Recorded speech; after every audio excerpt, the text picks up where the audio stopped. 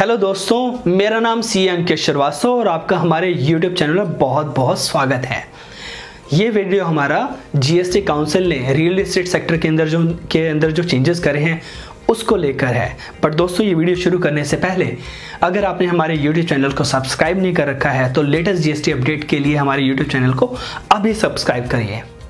GST council ने real estate sector को boom करने के लिए और कस्टमर को बेनिफिट देने के लिए जीएसटी रेट को बहुत कम कर दिया है। जो जीएसटी रेट 12% होते थे उसको कम करके 5% और 1% कर दिया है। दोस्तों, जो जीएसटी काउंसिल ने न्यू जो जीएसटी रेट दिए हैं वो दो कैटेगरी के लिए दिए हैं, non affordable project housing project और अफोर्डेबल हाउसिंग प्रोजेक्ट। अब मैं आपको बताता हूं कि अफोर्डेबल हाउसिंग प्रोजेक्ट क्या होते हैं। अफोर्डेबल हाउसिंग प्रोजेक्ट वो प्रोजेक्ट है जो कि कस्टमर के लिए अफोर्डेबल होगा और इसके लिए दो कंडीशन दी हुई है। पहली कंडीशन है कि अगर प्रोजेक्ट मेट्रो सिटीज में है और उसका जो एरिया है 60 स्क्वायर मीटर से कम है, और अगर वो प्रोजेक्ट नॉन मेट्रो सिटीज में है और अगर उसका एरिया 90 स्क्वायर मीटर से कम है और उसकी जो कीमत है 45 लाख रुपए से कम है, तो उसको हम अफोर्डेबल हाउसिंग प्रोजेक्ट बोलेंगे। और जो प्रोजेक्ट अफोर्डेबल हाउसिंग प्रोजेक्ट की कैटेगरी में नहीं आएंगे उनको हम नॉन अफोर्डेबल हाउसिंग प्रोजेक्ट। तो दोस्तों, जो जीएसटी काउंसिल ने जो चेंजेस करे हैं उससे आपको क्या क्या बेनिफिट होंगे वो मैं आपको बताता हूं। सबसे पहला बेनिफिट ये हो रहा है कि एक जो आम इंसान था जिसको घर खरीदना महंगा पड़ता था, अब वो सस्ता हो जाएगा, क्योंकि जो जीएसटी रेट अब 12 से कम होके 5 और 1% हो जाएगा। तो सीधा 8 से 9% का बेनिफिट मिलने वाला है एक आम इंसान को घर खरीदने के टाइम पे। दूसरा बेनिफिट जो हो रहा है वो इनपुट टैक्स क्रेडिट को लेके है। इनपुट टैक्स क्रेडिट का जो बेनिफिट है, बिल्डर वो कंज्यूमर को पास ऑन नहीं करता था, तो उस सिचुएशन को भी जीएसटी काउंसिल ने एड्रेस करके अब जो जीएसटी के नए रेट लेके आए हैं उसके अंदर इनपुट टैक्स क्रेडिट को हटा दिया है। तो इस तरीके से अब कंज्यूमर को इनपुट टैक्स से रिलेटेड एविजन के बारे में सोचना ही नहीं होगा। नेक्स्ट, जो कैश फ्लो की प्रॉब्लम थी बिल्डर के पास, जो बिल्डर की जो मेजर ट्रांजैक्शन होती थी दोस्तों, जो कि जैसे कि ट्रांसफर डेवलपमेंट राइट को लेके या जॉइंट डेवलपमेंट एग्रीमेंट को लेके या लॉन्ग टर्म लीज को लेके, जो वो जीएसटी इन ट्रांजैक्शन के ऊपर जो जीएसटी देता था उसको गवर्नमेंट ने एग्जेम्प्ट कर दिया है, या अगर उसे पे करना पड़ेगा तो उसे वो भी जीएसटी बाद में देना होगा। तो एक तरह से उसकी जो कैश की प्रॉब्लम थी बिल्डर को, जो उसे शुरू में टैक्स दे देना पड़ता था इन ट्रांजैक्शन के ऊपर, वो अब उसे शुरू में नहीं देना होगा। या तो नहीं देना होगा तो बाद में देना होगा। और अगला जो बेनिफिट कस्टमर को मिल रहा है वो इस चीज का मिल रहा है कि एक प्रोजेक्ट के ऊपर अगर कोई इनपुट टैक्स क्रेडिट अनयूटिलाइज रह जाता था तो वो उस प्रोजेक्ट की कॉस्ट में ऐड हो जाता था, जो कि कंज्यूमर को बियर करना पड़ता था। अब आईटीसी को हटा ही दिया गया है, तो इसलिए अनयूटिलाइज क्रेडिट होगा ही नहीं प्रोजेक्ट पे और वो कॉस्ट नहीं बनेगा कंज्यूमर के ऊपर। और सबसे जो लास्ट में बेनिफिट होने वाला है वो बिल्डर की साइड पे होने वाला है कि अब टैक्स स्ट्रक्चर को बहुत ही सिंप्लीफाइड कर दिया गया है। जीएसटी रेट 1% और 5% वाले वो भी विदाउट इनपुट टैक्स क्रेडिट के, यानी कि अब इनपुट टैक्स क्रेडिट की कैलकुलेशन के अंदर बिल्डर को जाना ही नहीं होगा। और दूसरा, अब उसके जो बिल्डर के कंप्लायंसेस हैं वो और भी इजी हो गए हैं।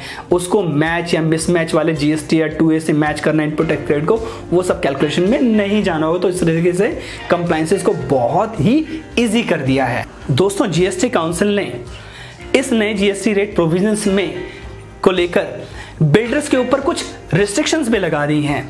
पहली रिस्ट्रिक्शंस है कि अब उसे इनपुट टैक्स क्रेडिट का बेनिफिट नहीं मिलेगा। दूसरा, अब उसे 80% की जो अपनी परचेजेस हैं वो सिर्फ और सिर्फ रजिस्टर्ड पर्सन से ही करनी होगी।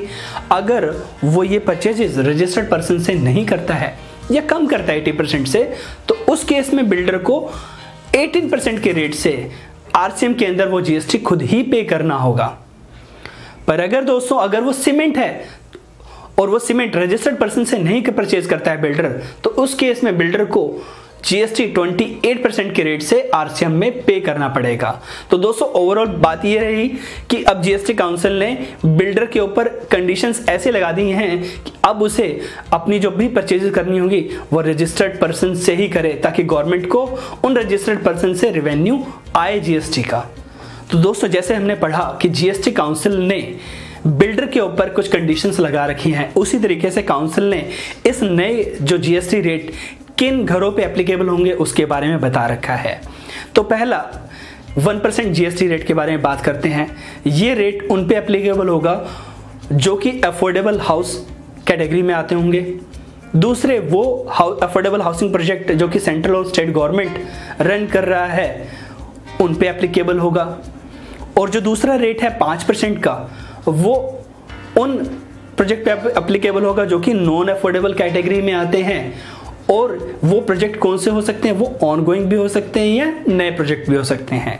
बट अगर दोस्तों अगर ऑनगोइंग प्रोजेक्ट है तो उस केस में जीएसटी जो नया रेट एप्लीकेबल होगा वो उस अमाउंट पे एप्लीकेबल होगा जितनी की ईएमआई अप्रैल 2019 के बाद ड्यू होंगी, उतनी अमाउंट के ऊपर। उसके बाद कॉमर्शियल एरिया के बारे में बताया है कि कॉमर्शियल एरिया रेजिडेंशियल प्रॉपर्टी के अंदर अगर 15% से अगर कम का है तो उसको हम रेजिडेंशियल प्रॉपर्टी में ही कंसीडर करेंगे।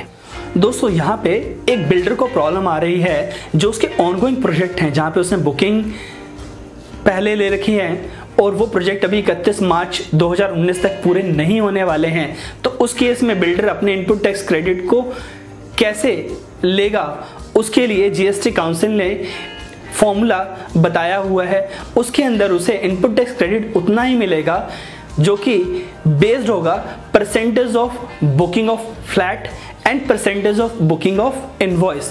तो उतने तक का ही क्रेडिट उसे मिलेगा।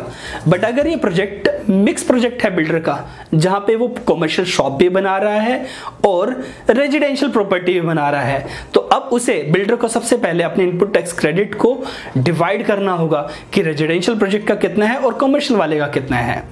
कॉमर्शियल वाले के लिए तो प्रोविजन जो पहले थे वो अभी भी एप्लीकेबल रहेंगे और रेजिडेंशियल प्रोजेक्ट के इनपुट टैक्स क्रेडिट के लिए उसे क्रेडिट उतना ही मिलेगा जो फॉर्मूला मैंने आपको पहले बताया। दोस्तों जीएसटी काउंसिल ने यहाँ पर बिल्डर को एक बहुत बड़ा रिलीफ दिया है कि अब टीडीआर एफसीआई जो ट्रांजैक्शन होती हैं उसके ऊपर जीएसटी एग्जेम्प्ट हो गया है, इसके ऊपर जीएसटी चार्ज नहीं होगा। बट इसके लिए कंडीशन है कि बिल्डर को अपने प्रोजेक्ट को कंप्लीशन सर्टिफिकेट मिलने से पहले ही पूरा करना होगा और जो भी टैक्स बनता है वो पे कर देना होगा।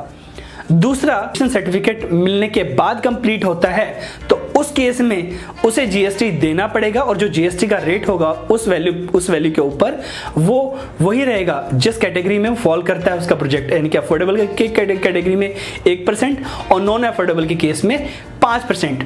दूसरा जो बड़ा रिलीफ दिया बिल्डर ने कि ये टैक्स भी जो देना होगा उसे वो देना पड़ेगा इसके कंप्लीशन सर्टिफिकेट मिलने के बाद ही टैक्स देना पड़ेगा। तो इसके जो ड्यू है, टैक्स ड्यू की जो डेट रहेगी वो कंप्लीशन सर्टिफिकेट की डेट रहेगी। ये जो ट्रांजैक्शंस हैं वो टैक्सेबल हो जाएंगी और ये जो टैक्स है लैंड ओनर की बजाय बिल्डर को पे करना पड़ेगा अंडर आरसीएम और ये उसे 1 या 5% के रेट से उसे पे करना पड़ेगा। दोस्तों अगर हमारा ये वीडियो आपको अच्छा लगा है तो हमारे चैनल को लाइक करिए और सब्सक्राइब करना मत भूलिएगा। Thank you very much.